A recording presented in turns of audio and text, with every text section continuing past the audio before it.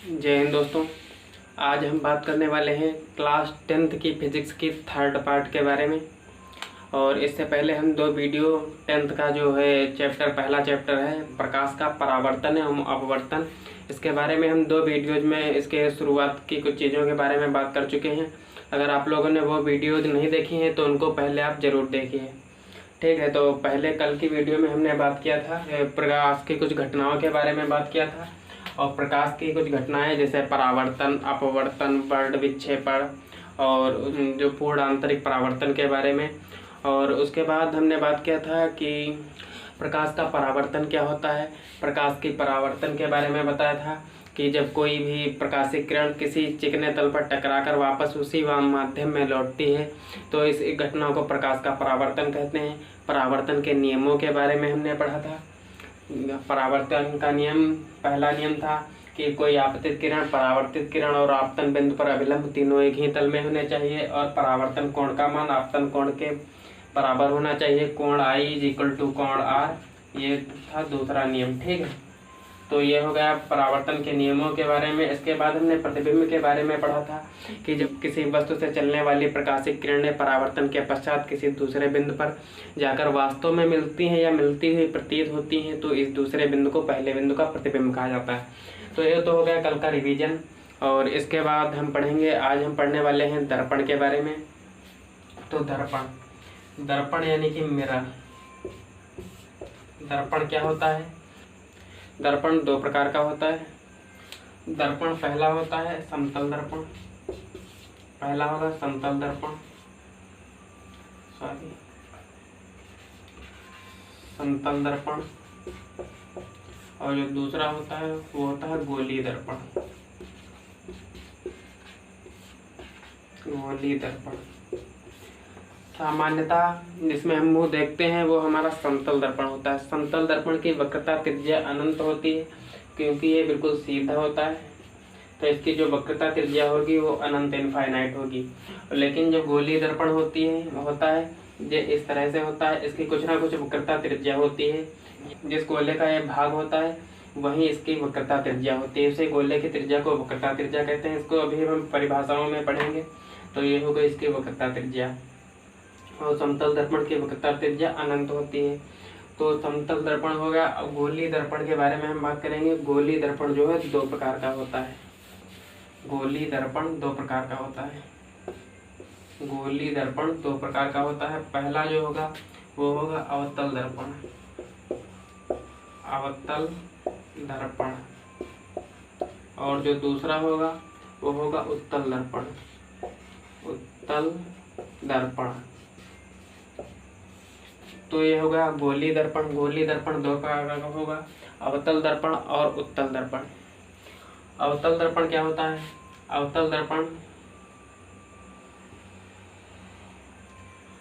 दर्पण में परावर्तन जो है अंदर से होता है, भीतरी भाग से परावर्तन होता है, और इसके बाहरी भाग पर लाल ऑक्साइड या पारे की कलई की जाती है। इसको हम बोलते हैं लाल ऑक्साइड, लाल ऑक्साइड या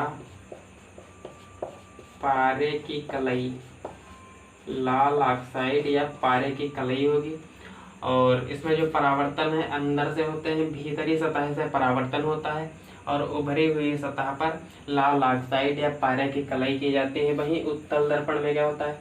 उत्तल दर्पण, ये होगा दर्पण, इसके भीतरी सतह पर लाल ऑक्साइड या पारे की कलई की जाती है यहाँ पर, और इसके बाहरी सतह से परावर्तन होता है। ये होगा लाल ऑक्साइड या पारे की कलई, और इसके बाहरी सतह से परावर्तन होता है। तो अवतल दर्पण उत्तल दर्पण में अंतर ये होता है कि इसके भीतरी भाग से परावर्तन होता है, ऊपर लाल ऑक्साइड का पेंट किया जाता है, और इसके आंतरिक भाग में इसमें कलई की जाती है, और ऊपरी भाग से इसका परावर्तन होता है। तो दोस्तों इसमें हम कंफ्यूजन हो सकता है कि किसमें आंतरिक भाग से परावर्तन होगा, किसमें बाहरी भाग से परावर्तन होगा। तो इसके लिए हम बताते हैं। इसका पहला अक्षर है आ, इसका पहला अक्षर है उ। आ मतलब अंदर, आ मतलब अंदर। तो अवतल दर्पण में आंतरिक भाग से परावर्तन होगा। इसका पहला अक्षर है उ। उ मतलब ऊपर, उ मतलब ऊपर। ये इसके मतलब ऊपरी भाग से परावर्तन होगा। ये दोस्तों कोई नियम नहीं है आ ओ का, लेकिन ये है कि हम अपनी समझ के लिए याद रखते हैं ताकि हमें कंफ्यूजन ना होगा किसमें आंतरिक भाग से परावर्तन होगा, किसमें ऊपरी भाग से परावर्तन होगा। ठीक है, तो ये हो गया अवतल दर्पण और उत्तल दर्पण के बारे में।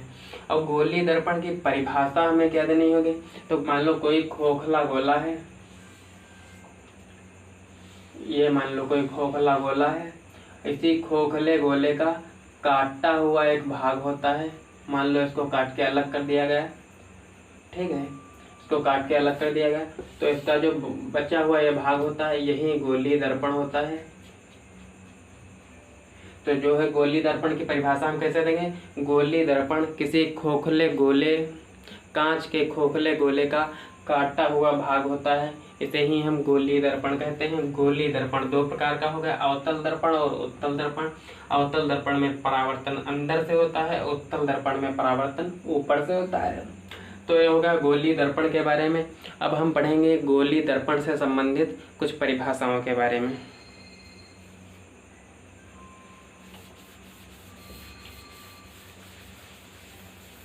तो इसको हम इरेज करते हैं।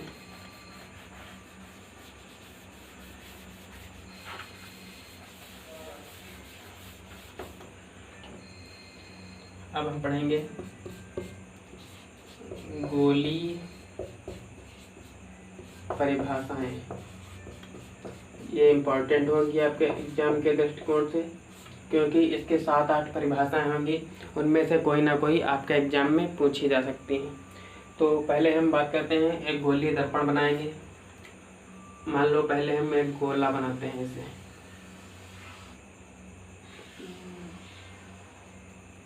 ये हो गया आपका गोला, ठीक है। ये इसकी प्रिंसिपल एक्सिस होगी, इसको हम मुख्य अक्ष बोलते हैं।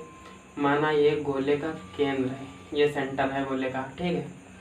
और यहाँ पे इसका जो है, इस बिंदु को हम इसका पोल बोलेंगे, यानी कि ध्रुव। ये इसका ध्रुव होता है, ठीक है। इसका ये मान लो कोई गोला है, इसको इससे हमें काट कर गोलीय दर्पण बनाना है। इसको यहाँ से अलग कर दिया जाएगा, इसको ऐसे अलग कर दिया जाएगा। इसको मान लो जो डॉटेड है इसको काट के अलग कर दिया है, तो ये जो बचा हुआ भाग होता है यही गोलीय दर्पण होता है, ठीक है। तो इसके बाहरी सतह पर या आंतरिक सतह पर पारे की या लाल ऑक्साइड की इसमें कलई की जाएगी। जैसा कि हमें अवतल दर्पण बनाना है तो उसके आंतरिक भाग से परावर्तन होगा, तो उसके बाहरी भाग पर लाल ऑक्साइड या पारे की कलई की जाएगी। अगर हमें उत्तल दर्पण बनाना है तो उसके ऊपरी भाग से यानी कि उभरे हुए भाग से परावर्तन होंगे, तो इसके आंतरिक भाग पर लाल ऑक्साइड या पारे की कलई की जाएगी, ठीक है। तो इसमें हम चलो इसको अवतल दर्पण बना लेते हैं।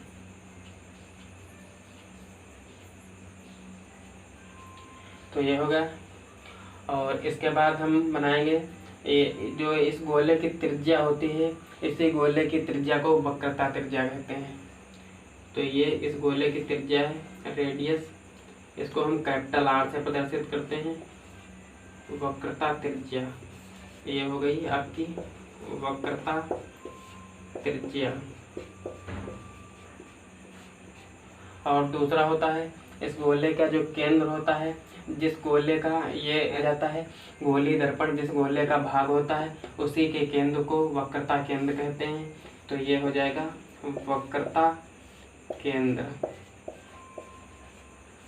और जो है ये इस गोले के से काटकर जो दर्पण बनाया जाता है, इस गोलीय दर्पण के मध्य बिंदु को इसका ध्रुव कहते हैं। ये आपका ध्रुव हो गया।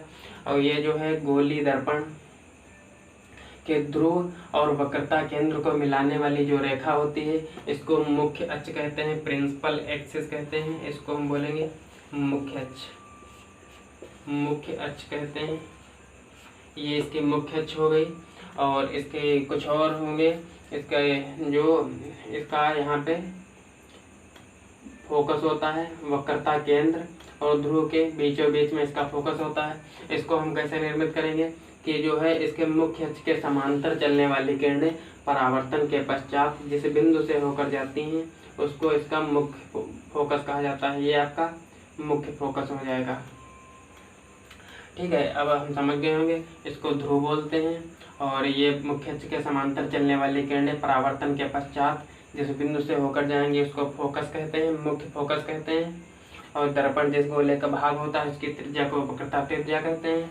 और एक होती है फोकस दूरी, तो ध्रुव से मुख्य फोकस तक की दूरी को फोकस दूरी कहते हैं। फोकस को कैपिटल एफ से डिनोट करते हैं और फोकस दूरी को स्मॉल एफ से डिनोट करते हैं। और एक होता है फोकस तल, तो इसका जो है मुख्य फोकस होता है मुख्य फोकस के जो है मुख्य अक्ष के लंबवत और फोकस से होकर जाने वाले तल को फोकस तल कहते हैं। इसको हम कहेंगे फोकस तल। फोकस तल, ये फोकस तल की बात हो गई। और ये हो गई फोकस दूरी। फोकस दूरी, ये फोकस दूरी हो गई, ये फोकस तल हो गया। इसको हम बोलते हैं मुख्य फोकस। मुख्य फोकस। और अब इसमें सारी परिभाषाएं हो गई, यही 7-8 परिभाषाएं होती हैं। इस चित्र को अगर आप ध्यान से पढ़ लेंगे तो आप परिभाषाएं ऐसे ही बना लेंगे।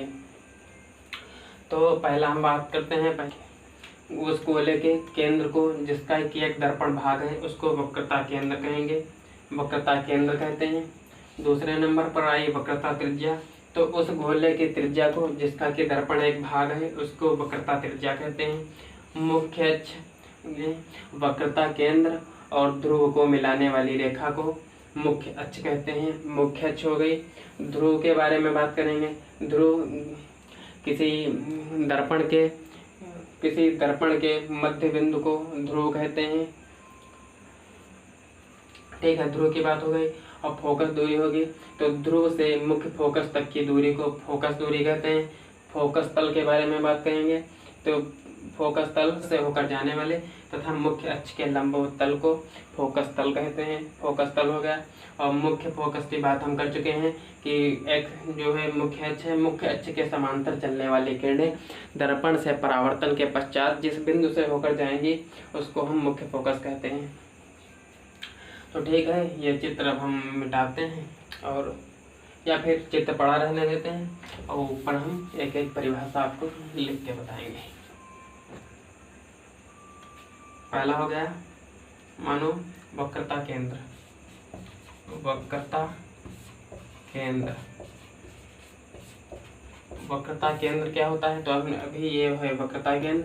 अभी हमने बताया उस गोले के केंद्र को जिसका कि दर्पण एक भाग है उसको वक्रता केंद्र कहते हैं। उस गोले के केंद्र को जिसका दर्पण एक भाग होता है उसे वक्रता केंद्र कहते हैं। यह हो गई बात वक्रता केंद्र की। उस गोले के केंद्र को जिसका कि दर्पण एक भाग होता है, उस गोले के केंद्र को जिसका कि दर्पण एक भाग होता है उसी को वक्रता केंद्र कहते हैं। दर्पण जिस गोले से काट के निकाला जाता है उसका जो केंद्र होगा, सेंटर होगा, उसी को हम वक्रता केंद्र बोल देंगे। ठीक है, अब वक्रता केंद्र हो गया। वक्रता केंद्र आप लोग समझ गए। अब हम बात करेंगे वक्रता त्रिज्या की।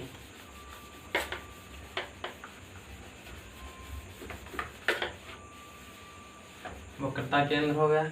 अब हम दूसरे नंबर बात करते हैं वक्रता त्रिज्या की। वक्रता त्रिज्या क्या होती है?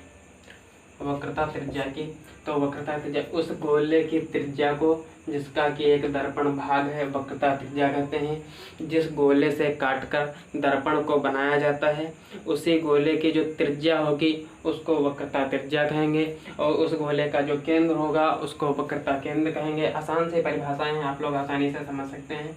तो लिखेंगे उस गोले की त्रिज्या को, उस गोले की त्रिज्या को जिसका दर्पण एक भाग होता है उसे वक्रता त्रिज्या कहते हैं, वक्रता त्रिज्या कहते हैं। समझ गए होंगे। उस गोले के त्रिज्या को जिसका कि एक दर्पण भाग होता है, जिससे वह दर्पण काट के निकाला जाता है गोले का, उसी गोले की त्रिज्या को वक्रता त्रिज्या कहते हैं। आप लोग वक्रता त्रिज्या को आसानी से समझ गए होंगे। इसे कैपिटल आर से डिनोट करते हैं। वक्रता केंद्र जो होता है इसको कैपिटल सी से डिनोट करते हैं, और वक्रता त्रिज्या जो होती है उसको हम कैपिटल आर से डिनोट करते हैं।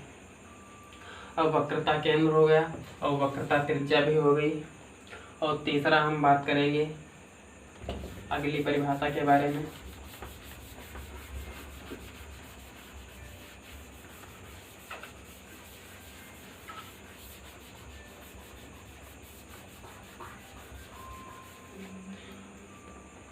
अब हम बात करेंगे मुख्य फोकस के बारे में। मुख्य फोकस, तीसरी परिभाषा हमारी होगी मुख्य फोकस की। तो मुख्य फोकस को हम कैसे परिभाषित करेंगे? तो जो है दर्पण के ये मुख्य अक्ष है, मुख्य अक्ष के समांतर, ये देखो ऐसे जो किरणें होती हैं, ये जो रेखाएं हैं आपस में समांतर हैं, ये दूरी बराबर है, इसी को हम कहते हैं समांतर रेखाएं। जहां आपस में बराबर दूरियां बराबर दूरी पर चलती हैं, ये समांतर रेखाएं हैं आपस में, ये दूरियां समान है आपस में, ये समांतर। तो मुख्य अक्ष के समांतर चलने वाली किरणें परावर्तन के पश्चात जिस बिंदु से होकर जाएंगी उसी को हम मुख्य फोकस कहते हैं। तो ये थोड़ा महत्वपूर्ण भी है परिभाषा, तो इसको लिखेंगे मुख्य अक्ष के, यानी कि प्रिंसिपल एक्सिस, मुख्य अक्ष के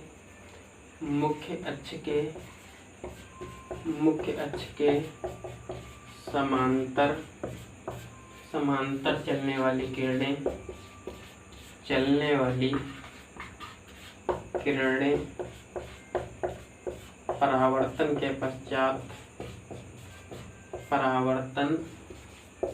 परावर्तन के पश्चात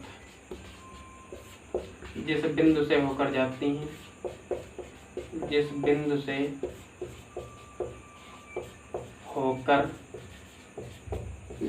हैं, जिस बिंदु से होकर जाती हैं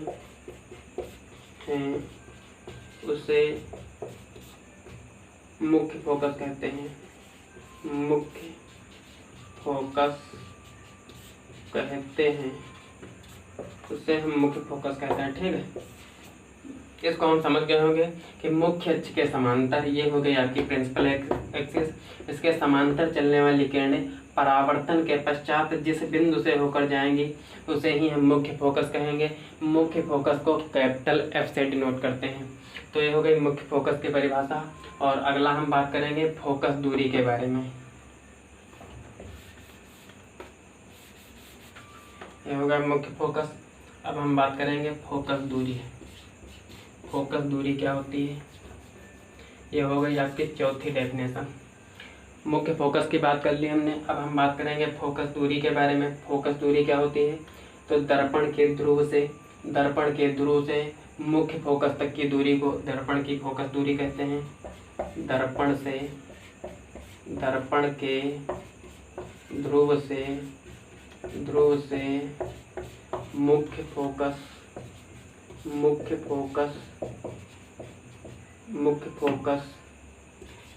मुख्य फोकस तक की दूरी को दर्पण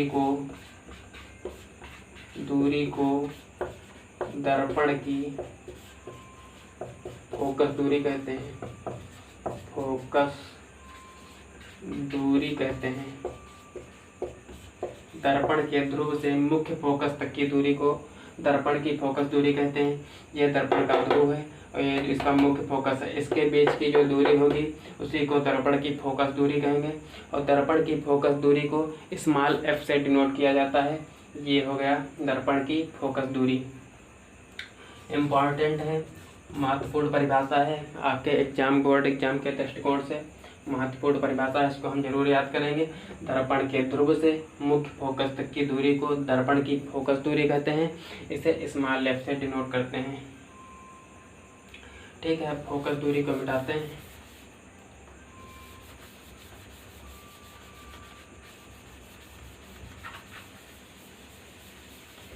दर्पण की फोकस दूरी की बात हो गई। अब हम बात करेंगे मुख्य अक्ष के बारे में। मुख्य अक्ष के बारे में।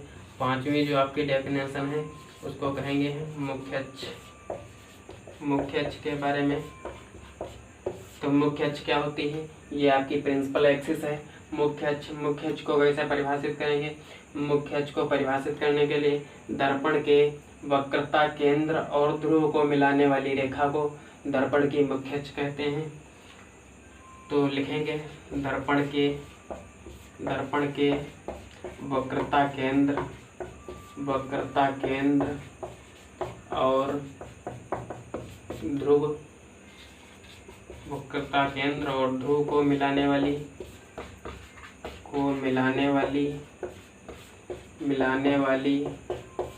रेखा को, दर्पण के ध्रुव और वक्रता केंद्र को मिलाने वाली रेखा को मुख्य अक्ष कहते हैं। मुख्य अक्ष यानी कि प्रिंसिपल एक्सिस कहते हैं, मुख्य अक्ष कहते हैं। दर्पण के ध्रुव और वक्रता केंद्र को मिलाने वाली रेखा को दर्पण का मुख्य अक्ष कहते हैं। ये आपकी हो गई प्रिंसिपल एक्सिस। ठीक है, दर्पण के मुख्य अक्ष की बात हो गई। दर्पण के ध्रुव और वक्रता केंद्र को मिलाने वाली रेखा को दर्पण की मुख्य अक्ष कहते हैं। और हमने 5 परिभाषाएं सीख ली हैं और हम छठी परिभाषा की बात करेंगे फोकस तल के बारे में। जो है हमारी वो है फोकस तल के बारे में। फोकस तल क्या होता है? फोकस तल को हम कैसे परिभाषित करेंगे? ये है हमारा फोकस तल। तो दर्पण के मुख्य अक्ष के लंबवत फोकस से जाने वाले तल को दर्पण का फोकस तल कहते हैं। तो इसको हम नोट करेंगे। दर्पण के मुख्य अक्ष के लंबवत फोकस से होकर जाने वाले तल को दर्पण का फोकस तल कहते हैं। दर्पण के मुख्य अक्ष के यानी कि प्रिंसिपल एक्सिस के लंबवत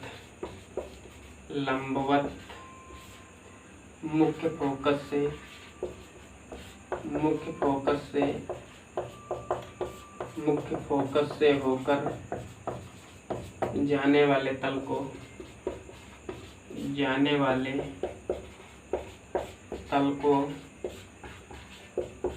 दर्पण का फोकस तल कहते हैं। दर्पण का फोकस तल कहते हैं। दर्पण का फोकस तल कहते हैं। ये हो गई आपके फोकस तल की परिभाषा। दर्पण के मुख्य अक्ष के लंबवत दर्पण के मुख्य फोकस से होकर जाने वाले तल को दर्पण का फोकस तल कहते हैं। हो गई दर्पण के फोकस तल की बात। और अगली हम बात करेंगे, इसके 6 परिभाषाओं को हमने सीख लिया। और एक बात करेंगे हम उसका दर्पण के द्वारक के बारे में। दर्पण का द्वारक क्या होता है? तो जो दर्पण का जो परावर्तक सतह होती है, यह दर्पण की यहाँ से लेकर यहाँ तक परावर्तक सतह है। तो दर्पण के परावर्तक सतह के व्यास को दर्पण का द्वारक कहते हैं। तो हम 7वीं परिभाषा लिखेंगे। अब 7वीं परिभाषा हमारी होगी दर्पण का द्वारक। द्वारक किसे कहते हैं? तो दर्पण की जो परावर्तक सतह होती है उसके व्यास को, ये जो आपका व्यास होगा दर्पण की परावर्तक सतह का जो व्यास होगा उसी को दर्पण का द्वारक कहेंगे। तो इसमें लिखेंगे हम दर्पण के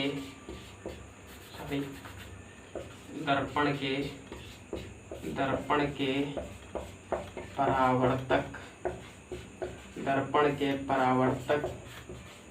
सतह के व्यास को दर्पण का द्वारक कहते हैं। यह हो गई दर्पण के द्वारक की बात। दर्पण की जो परावर्तक सतह होती है उसी के द्वारक को, उसी के जो है व्यास को, डायमीटर को, उसी जो दर्पण का परावर्तक सतह है उसका जो डायमीटर होगा, उसका व्यास होगा, वही दर्पण का द्वारक कहलाएगा। तो द्वारक की परिभाषा हमने लिख ली। तो ये हो गई द्वारक की बात। और अगली हम बात करेंगे तो 8वां हम ध्रुव को भी लिख के देख लेंगे। ध्रुव के बारे में हम बात तो कर चुके हैं, लेकिन हमने लिखा नहीं है। 7 परिभाषाएं हमने लिख ली है। 8वां होगा ध्रुव। दर्पण का परावर्तक तल है, यहाँ से लेकर यहाँ तक, इसका जो मध्य बिंदु होगा, मिड पॉइंट होगा, उसी को हम दर्पण का ध्रुव कहते हैं। तो दर्पण के परावर्तक तल के मध्य बिंदु को